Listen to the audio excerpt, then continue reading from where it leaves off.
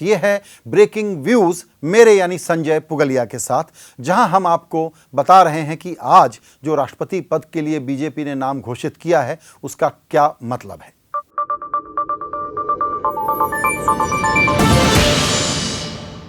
BJP ने आज जैसे ही राष्ट्रपति पद के लिए अपने उम्मीदवार का नाम घोषित किया, तब से लोगों ने सवाल पूछे, किन लोगों ने, जो खान मार्केट कंसेंसस ढूंढते हैं, जो लुटियंस क्लब में रहते हैं, कि ये रामनाथ कोविंद हैं कौन। तो हम बताते हैं रामनाथ कोविंद कौन है। ये कानपुर के हैं, ये दलित हैं, गरीब परिवार से आते हैं, किसान परिवार से आते हैं। मोदी जी ने भी यही बताया है कि डाउन ट्रोडन हैं, मार्जिनलाइज्ड हैं। हाई कोर्ट और सुप्रीम कोर्ट में प्रैक्टिस की है, उसके बाद राज्यसभा के मेंबर रहे हैं, 2 टर्म, देश और दुनिया घूम चुके हैं। तो मोदी जी क्या चाहते हैं कि कोविंद को आप किस तरीके से जानें। कोविंद को आप संविधान विशेषज्ञ के रूप में, कानूनविद के रूप में, गरीब के बेटे और दलितों के कॉज को उठाने वाले एक बीजेपी के नेता के रूप में जानें। जाहिर है कि मोदी जी ने आज अपने ट्वीट में इसी रूप में उनकी पहचान आपके मन में डालने की कोशिश की है।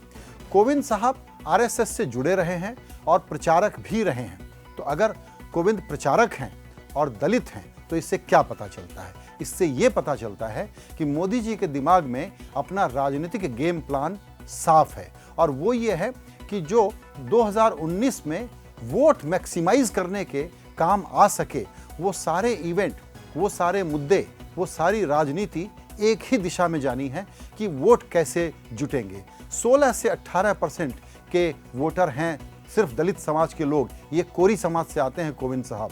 जो बीजेपी के लिए यूपी एक सबसे अहम राज्य है, दलितों का वोट मायावती के बाद उनको बड़े पैमाने पर मिला था 2014 में, अभी भी मिला है विधानसभा चुनाव में।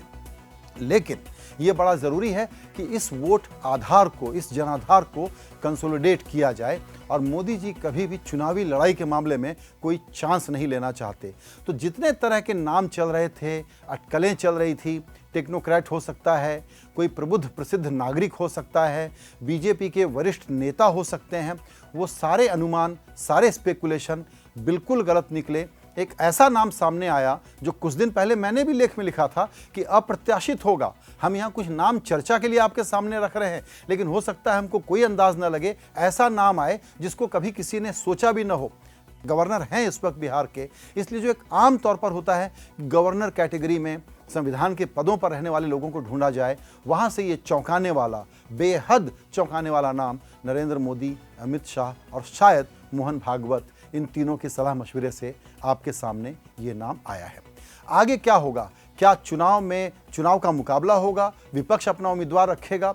एक गरीब दलित परिवार के व्यक्ति के सामने कैसा उम्मीदवार विपक्ष उतार सकता है? लेकिन विपक्ष बुरे हाल में है, उसके लिए एक्टिव होने का, अपने को सक्रिय करने का मौका है। तो शायद वो सिंबॉलिक ही सही, प्रतीकात्मक ही सही, लेकिन चुनाव तो लड़ेगा और उसको लड़ना भी चाहिए। लेकिन अब उसको या तो दलित या घोर पिछड़ा ऐसा ही उम्मीदवार सामने लेकर के आना पड़ेगा। अब इस कॉन्टेस्ट का चूंकि कोई मतलब नहीं है, लेकिन लड़ाई होगी तो इलेक्टोरल कॉलेज के वोट जोड़े जाएंगे। मजे की बात यह है कि राष्ट्रपति चुनाव में कोई व्हिप लागू नहीं होता, यानी कि एमएलए और एमपी और एमएलसी जिसको चाहे वोट कर सकते हैं। और मोदी जी इसमें दूसरा काम करेंगे, उनको विरोधियों को तोड़ने में बड़ा मजा आता है। यानी इस चुनाव में भी विपक्ष के जो लोग एक जगह महागठबंधन की बात कर रहे हैं बैठ करके, उनमें से कुछ लोग अलग अलग कारणों से कोविंद साहब को वोट डालें, इसकी पूरी कोशिश होगी। इसीलिए आज ये नाम ऐलान होने के पहले मोदी जी ने हालांकि सोनिया गांधी को भी फ़ोन किया, मनमोहन सिंह को भी फ़ोन किया, लेकिन 2 फ़ोन और बड़े खास थे। एक था चंद्रबाबू नायडू को और दूसरा था नीतीश कुमार को। हो सकता है वो नीतीश कुमार को ये परसुएट करने की कोशिश करे बीजेपी अब कि आपके राज्य के गवर्नर हैं, आप कैसे विरोध करेंगे? दलित हैं, आप कैसे विरोध करेंगे? चंद्रबाबू नायडू तो चलिए उनके साथ हैं ही, लेकिन केसी राव और वाईएसआर कांग्रेस का भी समर्थन मिल चुका है। तो विपक्ष का भी बहुत वोट तोड़ करके ये एक प्रकार का, जिसको कहते हैं गड़मड़ कर देना, ये सारा कैलकुलेशन, वो कोशिश भी हो सकती है। लेकिन ये एक, जैसा मैंने कहा, सिंबॉलिक चुनाव होगा। अंत में सिर्फ इसी बात पर मैं इसको रेखांकित करना चाहूँगा कि मोदी जी की राजनीति को समझना है तो हर वक्त एक चीज़ को देखिए, और ये लेजिटिमेट है। किसी का भी पॉलिटिशियन का जो स्टॉक इन ट्रेड है वो है वोटर, कि वो वोट कैसे लाए। इससे पता लगता है कि मोदी जी के दिमाग में यूपी सबसे ज़्यादा डोमिनेट कर रहा है। यूपी में रिकॉर्ड तोड़ विक्ट्री सबसे ज़्यादा डोमिनेट कर रही है।